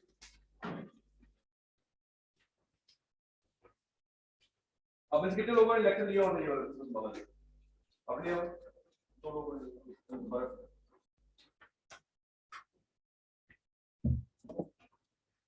ईयर 2000 की प्रेसी करने लगे जी हम। अच्छा जी, देखिए ये जो अभी आज हम तरीकाकार करने लगे हैं, ये है प्रेसी को समझने का तरीका और इसको स्टार्ट करने का, किक स्टार्ट करने का तरीका।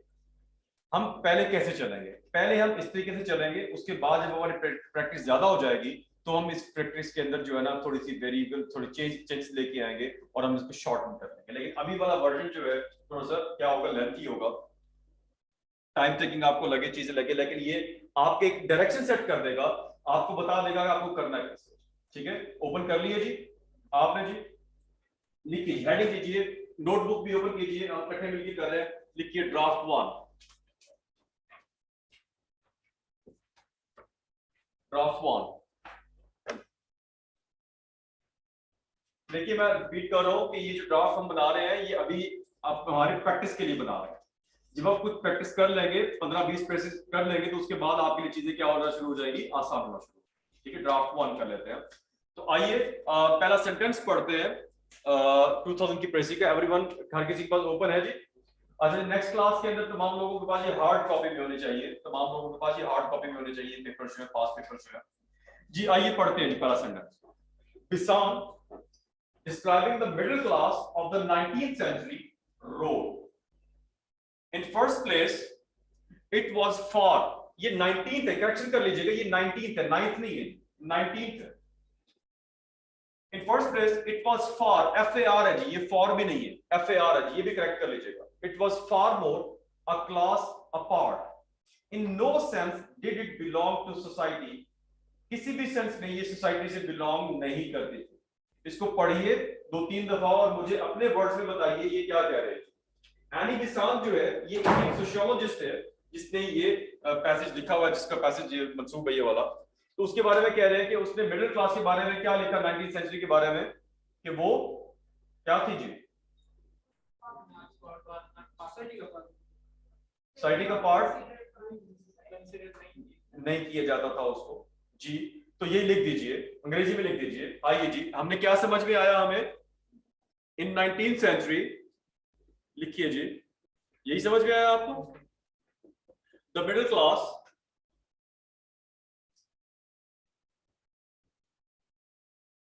वाज, यार मैंने करेक्शन करवाई है, अभी गलत लिखा हुआ करेक्शन।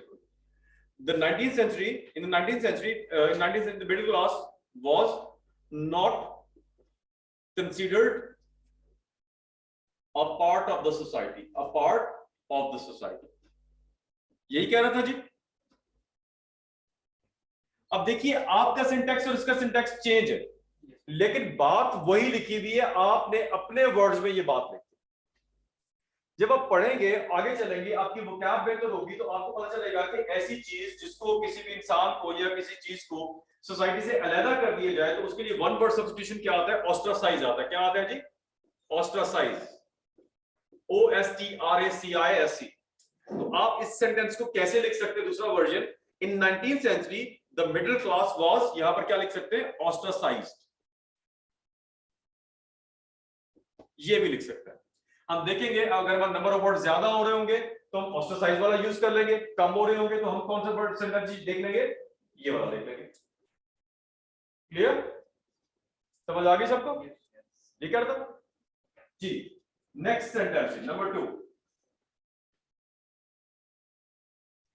कहते हैं जी man in profession of any kind, वो कहते हैं किसी प्रोफेशन में मैन जो थे in any kind, except in the army and navy, इन दो के एक्सेप्शन के अलावा क्या है जी, पढ़िए,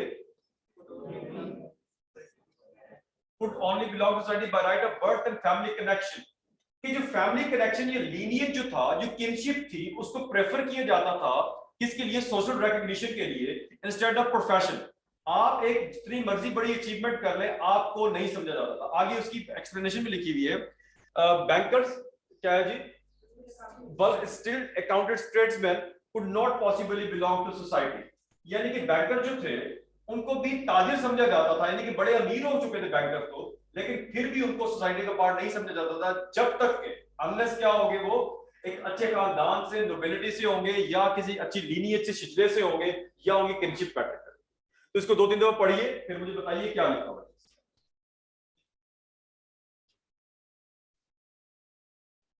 ये ऑनलाइन वाले जो अभी हैं, आपको समझ आ रहा है जी? Yes sir. जी सर, समझ आ रही है, बट सिग्नल प्रॉब्लम आ रही है नेट की। सिग्नल की आपकी तरफ होगा, यहाँ से तो किसी जगह और सिग्नल इशू तो यहाँ से तो नहीं है मेरे ख्याल में, आपको को होगा वहां पर स्टार्ट।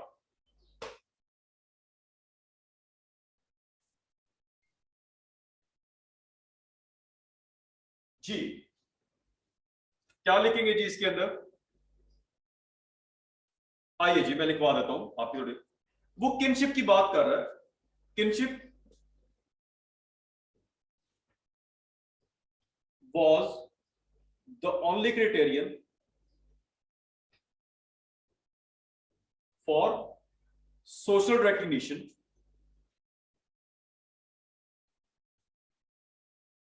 instead of professions। यही है जी?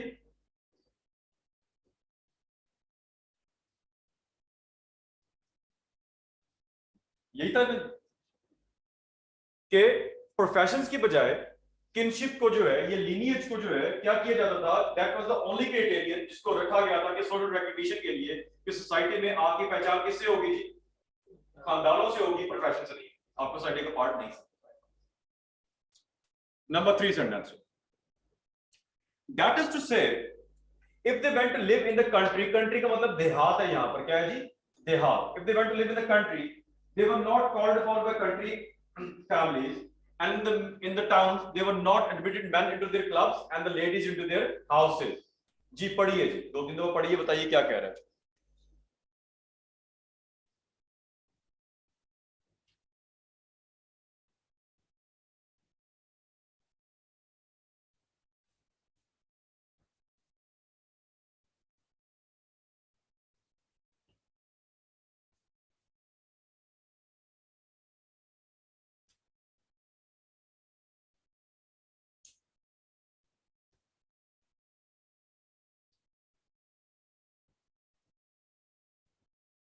क्या कर रहे हो?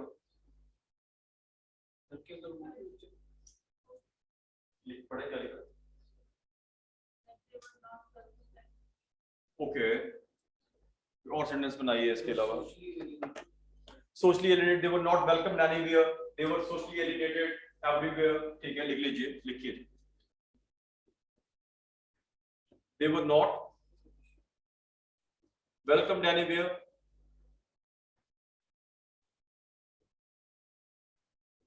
या दे वर सोशली आइसोलेटेड। ठीक है जी।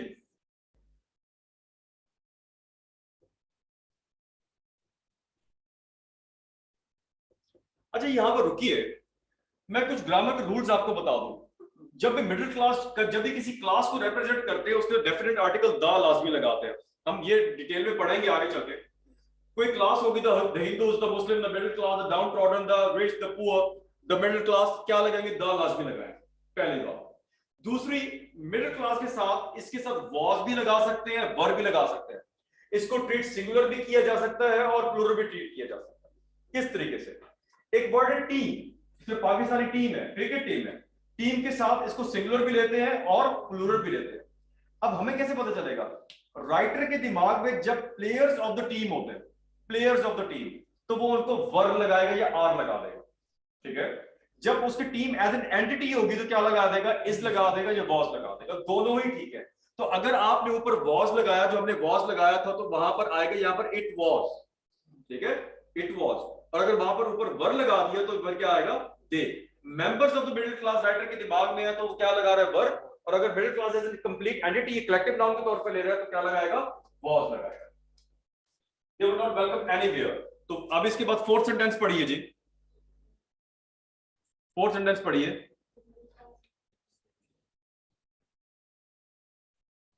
ऊंचा पढ़ दे, रीड फॉर मी जी। Middle class knew it's place, ऊंचा पढ़िए बात।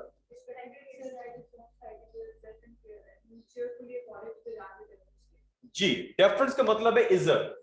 उन्होंने अपनी जो हैसियत थी उसको जाना, अपने लिए एक अपनी सोसाइटी अलग से बना ली और एक दूसरे को म्यूचुअल इज्जत दे के रहना शुरू हो गए। तो क्या लिखेंगे जी? दे क्रिएटेड या इट क्रिएटेड, जो भी आपने ऊपर लिखा, they created a society of their own based on, किसके ऊपर था जी? म्यूचुअल रिस्पेक्ट के ऊपर, म्यूचुअल रिस्पेक्ट, ऑनर के ऊपर। ठीक है जी,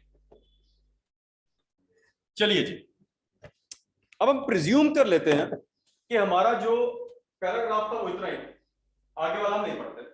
अब हम क्या करते हैं कि हम इसकी प्रेसी बनाना शुरू करते हैं। अब इसको पैराग्राफ को ऑफ कर दीजिए, बंद कर दीजिए, पैराग्राफ को ऑफ कह रहा हूं, बंद कर दीजिए। अब हम क्या करते हैं, हेडिंग देंगे ड्राफ्ट 2, ड्राफ्ट 2। अब ड्राफ्ट 2 के अंदर आपने करना यह है कि जो फ्रेगमेंटेड सेंटेंसेस हैं 1 by 2 3 करके हमने लिखे हैं, इनको पैराग्राफ फॉर्म में लिख दीजिए और जहां पर जरूरी हो लिंकिंग डिवाइसेस या ट्रांजिशनल वर्ड्स लगा दीजिए, like moreover, furthermore, therefore, so, जहां पर जरूरी हो। अगर जरूरी नहीं है तो मत लगाइए, लेकिन जहां जहां जरूरी है वहां पर लगा दीजिए, अननेसेसरी नहीं लगाना है। लिखिए पैराग्राफ फॉर्म में लिखना शुरू कीजिए। जहां पर कोई ट्रिमिंग करनी है, दो सेंटेंसेस को मिलाना है। अच्छा, एक बात याद रखिए, प्रेसी के अंदर मुझे शॉर्ट सेंटेंसेस चाहिए, वेरी शॉर्ट सेंटेंसेस चाहिए, उससे भी वेरी शॉर्ट सेंटेंसेस चाहिए। Do not write long sentences in precis. ठीक है जी, आप गलती कर रहे हैं। लिखिए जी, कुछ इन सेंटेंस को पैराग्राफ फॉर्म में लिखिए और जहां पर जरूरी हो वहां पर क्या लगा दीजिए जी? ट्रांजिशनल वर्ड्स लगा दीजिए।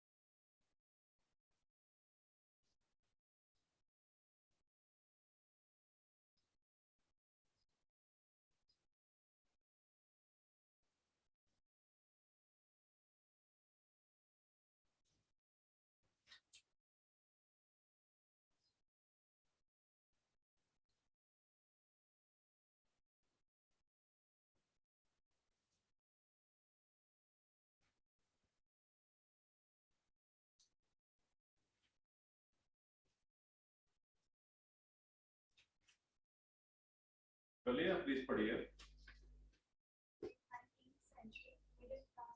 मैंने गलत हो गया ना, मैंने अभी आपको बताया कि मिडिल क्लास में दा लाजमी लगाएंगे, रॉन्ग। नेक्स्ट पढ़िए कोई और।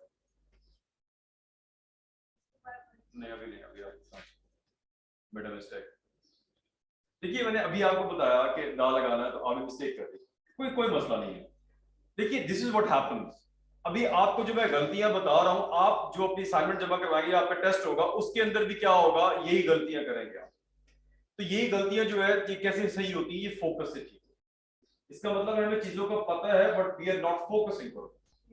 ठीक है, तो we need to have focus when we are writing. जी, anyone else who could read? पढ़िए। In 19th century, the middle class was not considered a part of the society. Kinship was the only criterion for social recognition instead of professions. Additionally, they were not welcomed anywhere, so they created a society for their own based on mutual respect. Yes, ठीक है, good, ठीक हो गया। चलिए अब हमने जब लिख लिया, अब इसके वर्ड्स काउंट कीजिए। वर्ड काउंट करना शुरू कीजिए। तमाम जो हमारे पास जो हेल्पिंग वर्ब्स हैं, तमाम जो हमारे पास आर्टिकल्स हैं, वो भी काउंट होंगे। वर्ड्स काउंट कीजिए, कितने वर्ड्स हैं जी?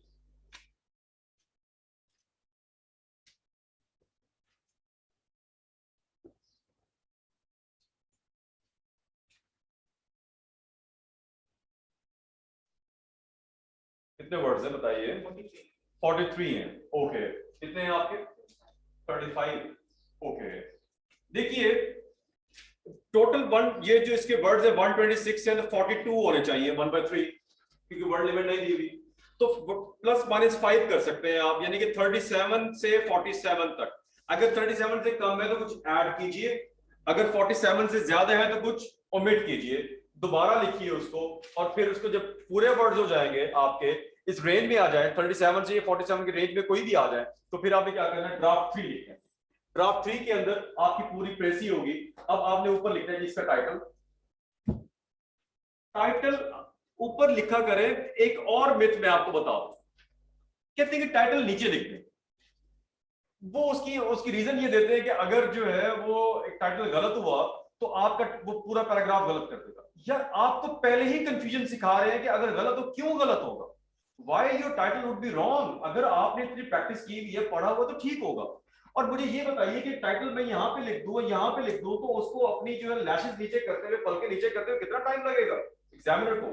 टाइटल तो हाईलाइट करके लिखा होगा ना आपने, बड़ा करके एक पेज के ऊपर होगा, तो लेसन फ्रैक्शन ऑफ सेकंड के अंदर पढ़ लेगा वो। ऊपर लिख ले नीचे लिख ले क्या? और ये बताएगा कि अगर आपको शुरू से चोरी सिखा रहे हैं कि अगर गलत हो गया, क्यों गलत होगा? अगर गलत होगा तो फिर आपके पास क्या करना है? गलत नहीं होगा। हैव फेथ, काम कीजिए, प्रैक्टिस कीजिए, कॉम्प्रिहेंड कीजिए, और कॉन्फिडेंटली ऊपर टाइटल लिखिए। क्या कभी कोई किताब देखी जिसका पीछे लिखा हो? तो वो कहते हैं जी, अच्छा कुछ ये भी कहते हैं कि वो लिखा होता है कि पहले make a precis and give a title. यार उससे ये कॉस्मेटिक चीजें हैं, इनसे कोई फर्क नहीं पड़ता। ऊपर दे दे नीचे दे दे, ऊपर दे दे, ज्यादा आसानी हो जाएगी उसको शुरू में पढ़ने का, आपको आइडिया हो जाएगा कि आपको समझ आ गई है, उसके बाद आपको टेक्स्ट पढ़ ले, दैट्स इट। ये कॉस्मेटिक्स है। फिर टाइटल के अंदर कॉस्मेटिक्स पे और बात, उसको कैप्स में लिखे, पहला वर्ड कैप्स में लिखे, यार जैसे मर्जी लिख ले। बुक्स होती हैं, उनके ऊपर टाइटल्स होते हैं, कुछ टाइटल्स कैप्स में लिखे हुए हैं, कुछ का पहला वर्ड जो है कैप्स में होता है, बाकी नॉर्मल लिखा होता है। सेंटेंस में लिख ले, वर्ड में लिख ले, it could be a word, it could be a phrase, it could be a sentence. मैं दोबारा दोहराता हूं, title could be a word, could be a phrase, could be a sentence. बेहतर बात यह है कि सिर्फ जो उसके अंदर सेल्फ कंटेन्ड होना चाहिए, it has to have self explanation, it has to be self explanatory होने चाहिए। उसको एक्सप्लेन करना चाहिए कि आपके अंदर लिखा क्या गया, तो इसके क्या टाइटल बनेगा मुझे बताइए। नहीं, देखिए इन्होंने कहा कि ostracized middle class, middle class ostracize थी, लेकिन बाद में तो उन्होंने अपनी सोसाइटी बना दी, तो ये गलत हो गया जी। नहीं, एक्सेप्टेंस भी नहीं, पहले तो नहीं मिली थी। Evolution of the middle class, Irtika, evolution कि पहले नहीं थी और उसके बाद क्या हुआ, वो हो गई। तो इसके टाइटल क्या बन सकते हैं जी? Evolution of the middle class, evolution, rise of the middle class भी आ सकता है। Evolution is a better word, rise भी अच्छा word, evolution of the middle class.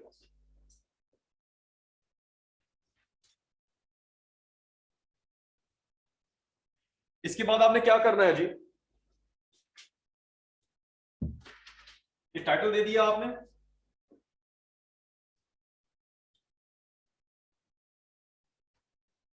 इसके बाद जी आपने इंडेंट देना। इंडेंट का पता है आप क्या होता है? पहली लाइन में थोड़ा सा फासला छोड़ देते हैं, ठीक है, स्पेस छोड़ देते हैं। इंडेंट देके आपने अपनी जो प्रेसी थी आपने ड्राफ्ट 2 में उसको ठीक कर लिया था, number of words avoid, repetition को अवॉइड कर लिया था आपने, नंबर ऑफ वर्ड्स पूरे कर लिए, ग्रामेटिकल की मिस्टेक्स थी, स्पेलिंग की मिस्टेक थी, ठीक करके आपने यहाँ पर लिख दिया। और नीचे क्या लिख देना है जी? आपने नंबर ऑफ वर्ड्स लिख देने हैं। कितने नंबर है आपके? 43 है जी। कितने नंबर पढ़े थे आपने? किसने? 43 ओवर 126 वर्ड्स, इनको ब्रैकेट में लिख दीजिए इस तरह करके। 43 आपके वर्ड्स हैं, ओवर 126 वर्ड, जितने आपके वर्ड्स हैं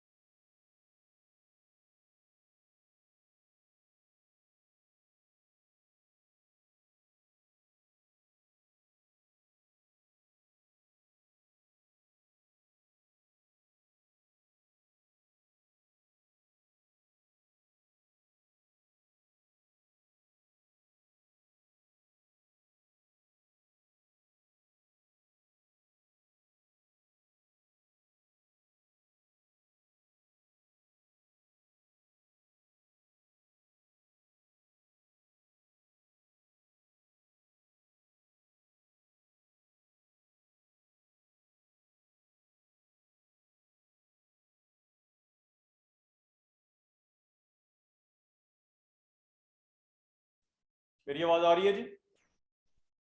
जी सर। जी, तो टाइटल लिखते हैं जी ऊपर, देन प्रेसी और नीचे नंबर ऑफ वर्ड्स। ये फाइनल जो सबमिशन है वो आपकी इस तरीके पर होगी, इस फॉर्मेट के ऊपर होगी।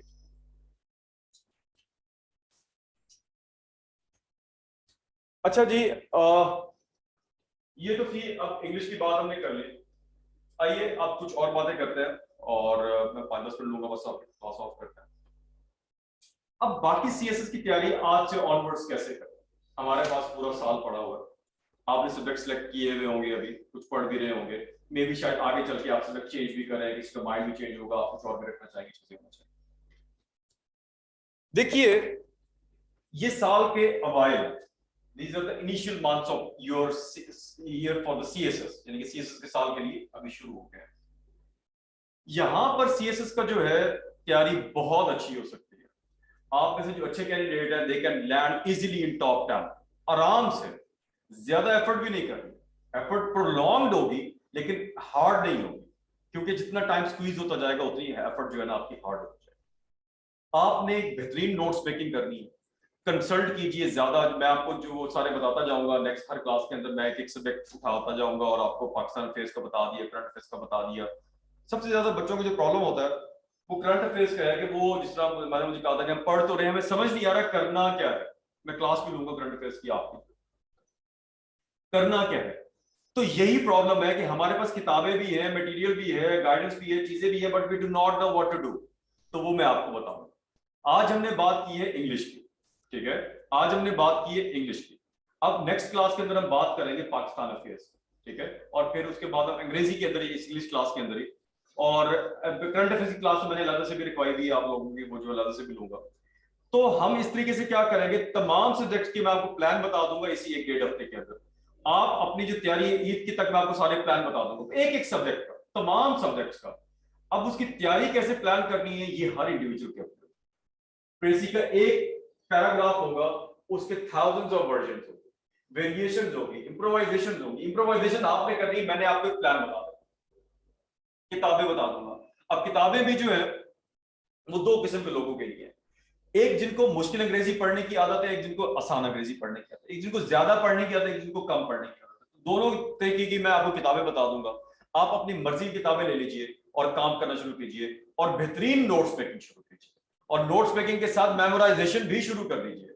बस इतना कीजिए कि जो आपको पढ़ाया जाए वो कर लीजिए, और जो अच्छे कैंडिडेट होते हैं वो क्या करते हैं, उनको समझ आती है, तो वो, अब आप ग्रेजुएट्स हैं, आपको पता लग गया कि पॉलिटिकल साइंस में अरिस्टोटल ने ये कहा, के अगर हॉब्स ने ये कहा। अब मॉन्टेस्को की theory of separation of power पढ़ते हुए आपको कोई डिफिकल्टी तो नहीं होगी कि उसने कहा था कि तीनों जो है ना वो अलग-अलग होने चाहिए, सेपरेशन ऑफ पावर होनी चाहिए। तो आप वो अगर खुद भी पढ़ लेंगे, वो अपनी तैयारी इस एकेडमी से या किसी भी टीचर से वो अपनी तैयारी थोड़ी ज्यादा करना शुरू कर देते हैं, आगे चलना शुरू कर देते हैं, ज्यादा नोट्स मेकिंग, ज्यादा मेमोराइजेशन, ज्यादा गाइडेंस चीजें, तो वो 5 महीने से पहले 3-4 महीने में सिलेबस खत्म कर लेते हैं। दिस इज द फोटे ऑफ जो अच्छे कैंडिडेट्स हैं, जो मेरे जो स्टूडेंट्स रहे हैं, जिन्होंने अच्छी पोजीशंस ली, जिन्होंने किया, वो 4 महीने के लिए आते थे, 2.5-3 महीनों में सिलेबस खत्म करते। यकीन कीजिए, क्यों? क्योंकि उनको अंग्रेजी डू डज की मिस्टेक्स वो कर लेते, 1-1.5-2 हफ्ते में उनको समझ आ जाती, क्या वो प्रैक्टिस शुरू कर देते हैं, ऐसे पढ़ते रहते हैं। उसके बाद उनकी स्पीड बढ़ती जाती है, हर गुजरते दिन की उनकी स्पीड बढ़ जाती है। वो एक काम करते हैं कि बजाय इधर उधर जाने के, किताबें यही है, किताबें वही है, आपको टेक टू पाकिस्तान में से कितना निकालना है, क्या निकालना है, लेकिन निकालना कैसे है, क्या करना है, वो मैं आपको बता दूं कैसे करना है। अब निकाल के, लिख के, उसको याद भी तो करना है, मेमोराइज भी तो करना है। तो इन 3-4 महीनों को, 5 महीनों को यूटिलाइज कीजिए अपनी मेमोराइजेशन के लिए, बेहतरीन नोट्स मेकिंग के लिए, एक्सटेंशन के लिए, स्टडीज भी कीजिए, चीजें भी कीजिए, और अगले 4-5 महीने जो है हम रिगरस प्रैक्टिस करें। इतनी प्रैक्टिस करेंगे कि हमें लगेगा कि जब पेपर आएगा तो ये तो हमें लगेगा कि प्रैक्टिस से भी ज्यादा थोड़ा सा, ठीक है। तो दैट इज आज की क्लास थी।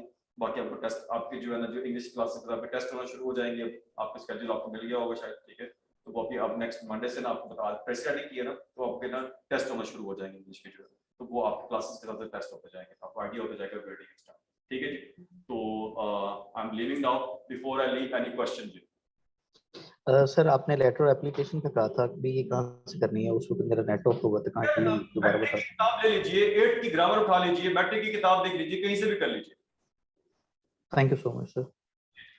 चलें जी, अपना ख्याल रखिए जी, नेक्स्ट क्लास में मिलते हैं। नेक्स्ट क्लास में जो मैंने किताबें लिखवाई वो लेके आइएगा, वरना आपको कुछ भी पता नहीं चल पाएगा। ठीक है जी, मंडे को ये किताबें लेके आइएगा जो मैंने आपको लिखवाई, स्पेशली सिर्फ एक लेसन ऑफ हिस्ट्री लेके आइएगा। मैं आपको सॉफ्ट कॉपी भिजवा दूंगा, लेकिन जो ऑनलाइन में है और जो ऑन कैंपस भी है, मैं उनके पास हार्ड कॉपी में देखना चाहता हूँ। Please by that book in hard copy, जो लेसन ऑफ हिस्ट्री। मंडे वाले दिन हम लेसन ऑफ हिस्ट्री स्टार्ट करने लगे। ठीक है जी, चलो ओके जी, अल्लाह हाफिज़, अस्सलाम वालेकुम।